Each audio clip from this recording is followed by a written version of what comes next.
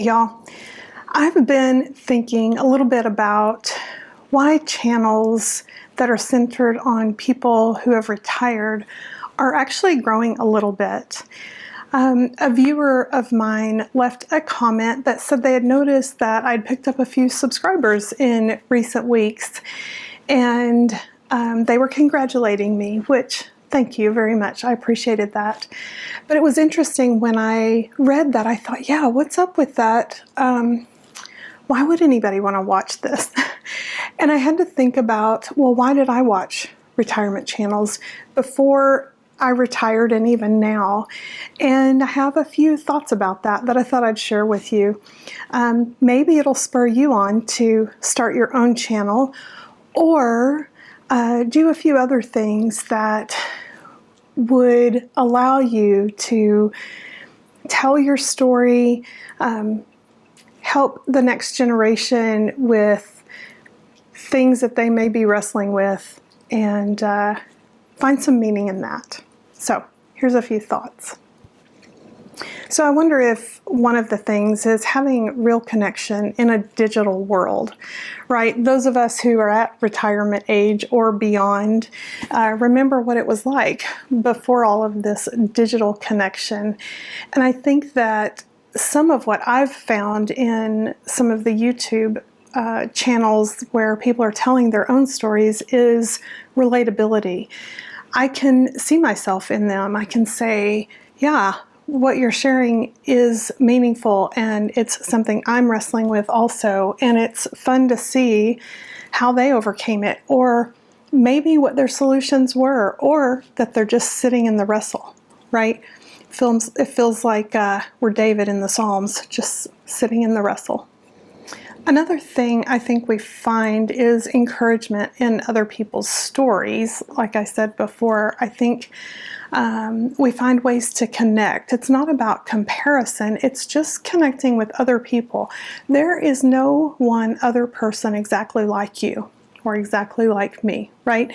We may have similar backgrounds or similar careers or similar family dynamics or where we were raised, but there is actually no other single person who has exactly the experience that you have. And I think it's really meaningful to hear from other people who are navigating their own stories and sharing their ups and downs. And, you can feel like, oh, okay, I'm not the only one who's wrestling with this again. And so I really love the connection. I love hearing from people in the comments. Really, I like even more seeing other viewers interact because they get to lift each other up. It's pretty special, at least to me. I think the other thing is that we're sharing the beauty of this shared season, right? While we are all unique, we are sharing in this retirement season that we've all embarked on. And many of us have left our routines, maybe our identities and our rhythms at work, and frankly a place of belonging. And so I think in some ways on YouTube with other retirees, we can actually have a sense of belonging with that group of people because we're all going through similar things, working out what retirement looks like to us in this season. Then I think there can also be times when, inspiration feels far away. Inspiration for the day. I certainly feel that sometimes. I started the YouTube channel, frankly, for a couple of reasons, but to have something to do, to have a commitment that I made to myself that I would get up, I would film a video, not that I don't get up every day, I do, but film a video and edit it at least once a week, maybe a couple of times a week.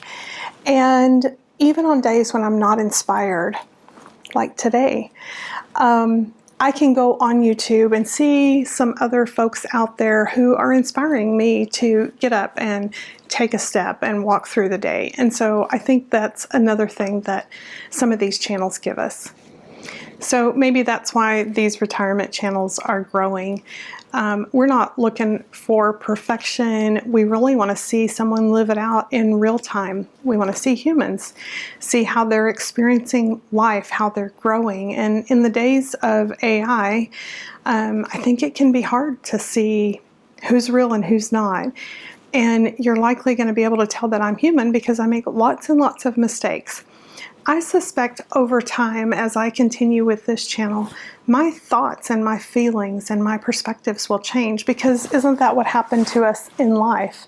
As we know more and grow more, we change and we do different things. And so I'm living this out in real time in front of you. I did have a comment on one of the videos that I was sharing too personal a story, and that shouldn't be for YouTube. And the truth is, this is a personal channel.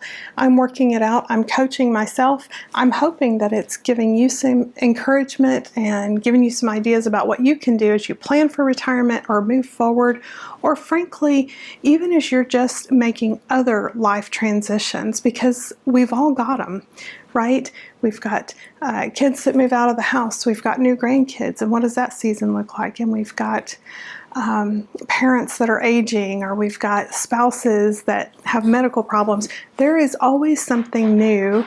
I used to tell my girls, if something isn't going on right now, just hold on, because it will. That's just life. And it's a series of ups and downs, and how we react to it is how we see what the life looks like. And I think that's actually the beauty of it, to be able to make a life that you love. So if you're here today and you're feeling a little off, you're not alone. I'm with you today. I hope that you'll see some more stories that resonate with you, and know that as we navigate life's ups and downs, because we know that's what life is made of, we can encourage others. Thank you for being here today. I so appreciate it, and I will see you next time.